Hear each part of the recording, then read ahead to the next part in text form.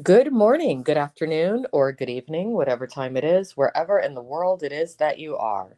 Welcome once more to another live stream of Alexandra Mayer's Live. And tonight we will continue on our page by page reading and commentary of the modern English version of the Bible.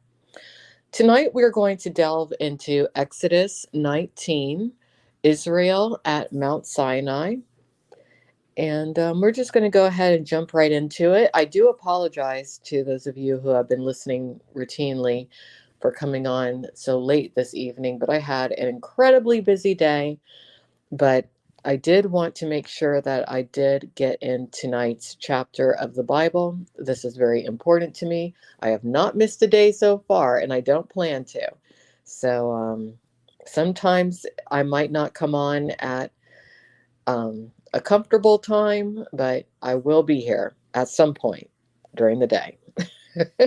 All right, here we go. Israel at Mount Sinai. In the third month after the children of Israel had gone forth out of the land of Egypt, on the same day they came into the wilderness of Sinai. When they set out from Rephidim, they came to the wilderness of Sinai and camped in the wilderness. Israel camped there before the mountain. Moses went up to God, and the Lord called to him from the mountain, saying, "Thus you shall say to the house of Jacob, and tell the children of Israel, you have seen what I did to the Egyptians, and how I lifted you up on eagle's wings and brought you to myself.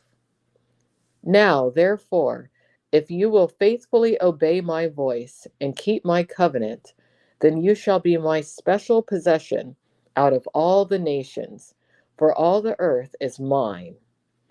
And you will be to me a kingdom of priests and a holy nation. These are the words which you shall speak to the children of Israel." All right, so God has called to Moses and is like, "Look, I'm going to give you some more instructions and some more thoughts to convey to the people of Israel." And keep in mind, the people of Israel are the Hebrews who have been enslaved in Egypt for around 400 years. They escaped.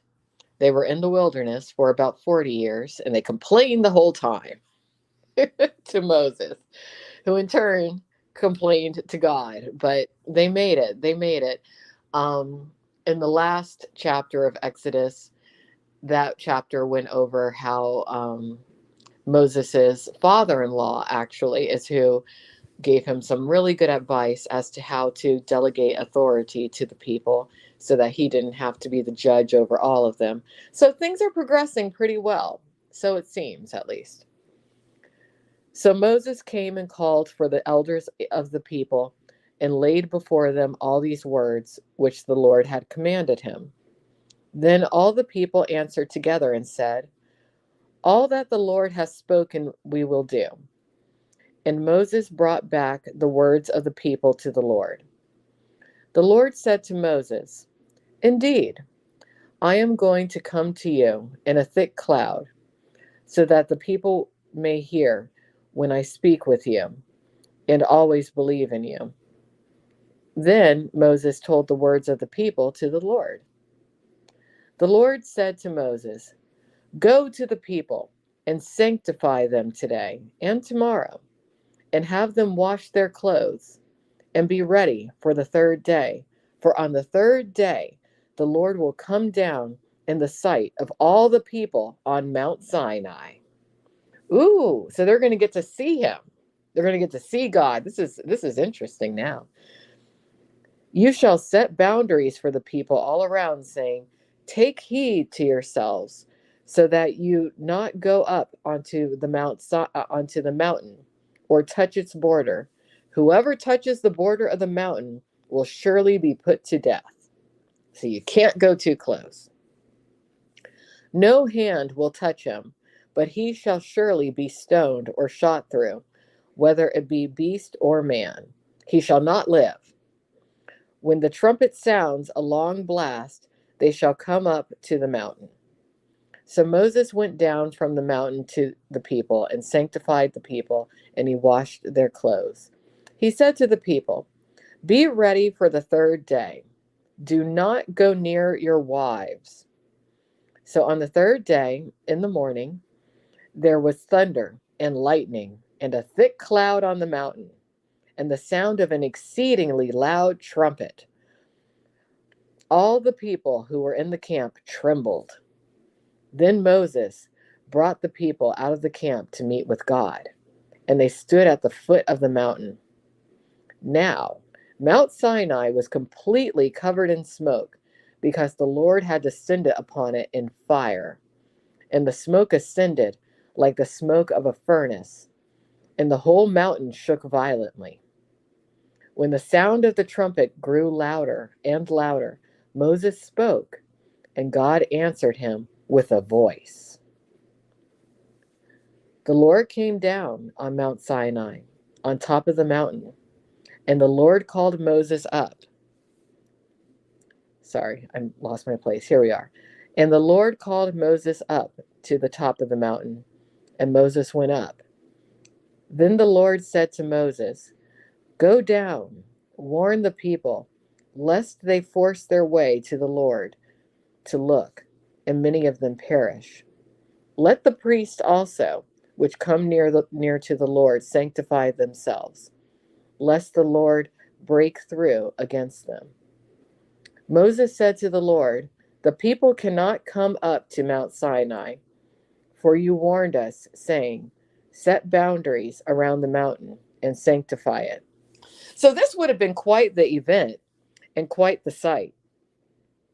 It definitely would have been, because some sort of an event occurred to where the people actually were able to encounter God. That would have been amazing. And that's probably why, when I think about it, so many hospitals are named Mount Sinai or after Mount Sinai, because it was another miracle.